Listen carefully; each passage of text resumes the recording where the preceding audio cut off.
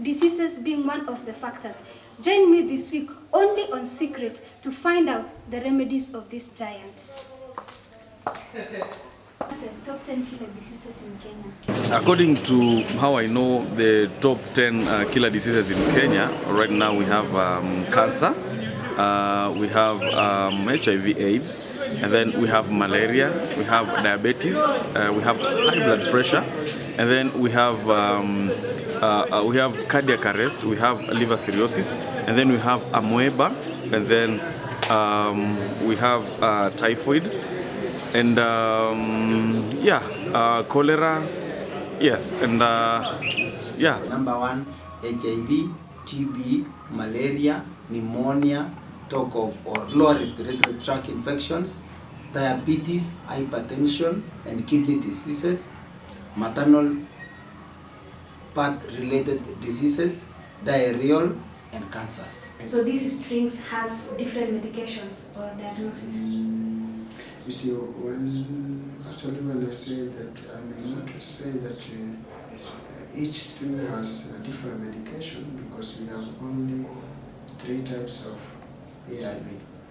So if I were to say that it is each string has its medication, it might not be true.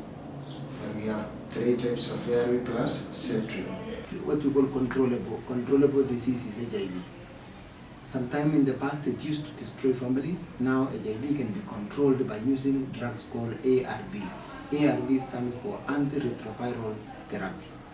And it is medicine that someone takes for lifelong to just reduce the viral multiplication, and therefore that person lives longer and lives a normal life. Which are the curable and which are non-curable? Now, in terms of curable, there are those which can be cured and there are those which cannot be cured. For example, those which are curable include TB, malaria, pneumonia, talk of maternal-related diseases, diarrheal diseases, urinary tract infections. These can be cured. However, some other conditions can be cured if diagnosed very early. For example, cancers that are diagnosed at early stages can be cured if it's diagnosed very early because of the treatment given. Now, also in terms of kidney diseases, when captured very early, it can be cured, but chronic diseases that have destroyed the kidney completely may not be cured. Otherwise, the other non-curable diseases but can be controlled include hypertension, diabetes, and HIV. This is by use of medicine to actually control, for example, sugar levels for diabetes, blood pressure levels for hypertension, and the rate of viral replication or multiplication in HIV. Can you tell us in these top 3 diseases, the percentage of the Kenyans who have these top 3 diseases? Okay, basically HIV, we have 1.6 million Kenyans living with HIV, and if you calculate that comes to 6% of our population. In terms of TB, what is happening is we talk of it's common among people living with HIV at a rate of actually 50%. Yeah, between 40 and 50% of Kenyans living with HIV both also have HIV and TB, or at least have suffered TB in their lifetime. So basically almost half. So it's a very high percentage. In terms of pneumonia, you have just lower respiratory infections amounting to 30% of those morbidities that present in hospitals. 30% have suffered from chest infections, specifically the lower respiratory tract, which is pneumonia. What causes HIV/AIDS to spread at such high rates in Kenya? Basically 2 things. One is majority of us Kenyans have not known their HIV status. And therefore, not knowing one's status makes them continue spreading. Do you know your HIV status? No. No. Do you know your HIV status? Whether in a relationship or not, you need to be tested. Avoid ignorance and save your life. Tell me, do you think that slender people have HIV/AIDS? I don't think that slender people have HIV/AIDS because if it was true, then my mom could be having it because she's very thin.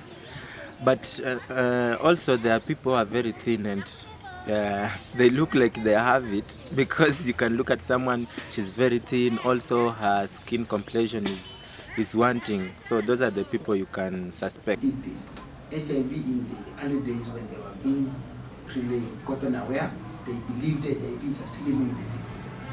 But you see what? Now HIV is a fattening condition. People who live with HIV are oversized. They are weighing more than their normal weight. So what happens? They still, young people, the youth and the teens, are people who grew at the age of, in the year, in the early 2000, 2001, and so they did not see HIV as a slimming disease. They do not. Okay, so how the people infected with HIV/AIDS tell if the virus is replicating in their body? Okay. First thing you have to agree with me that HIV, they are cells, and it's a virus, it's not a disease. So when it affects the white blood cells and weakening the immune system is when the diseases now come in, because somebody now becomes vulnerable. So when we start testing the person who is HIV positive, when we start testing the diseases that are in the body, in his or her body, we shall find that there are a number of them. It's not one, it's not two, it's not three. That makes it a little bit difficult for somebody to know that HIV is replicating in the body, because you will find that he has maybe malaria or such a component of diseases.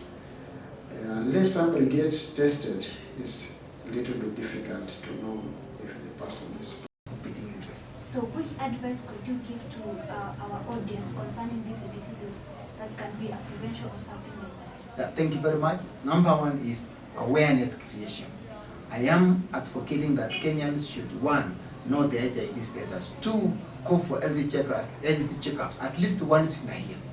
And for those who are above 40, make sure they are tested, screened or checked for cancers and chronic conditions like diabetes and hypertension, especially those who have some of these members of their families suffering from these conditions. This is very important. And three, all mothers who are within the reproductive age, one, to go to clinic wherever they are pregnant. I hope you've picked something from our show this week. Please ensure that you pay a frequent visit to the doctor and ensure that you're free from any disease. That is all we had for you this week. My name is Faith Kosgei. Peace.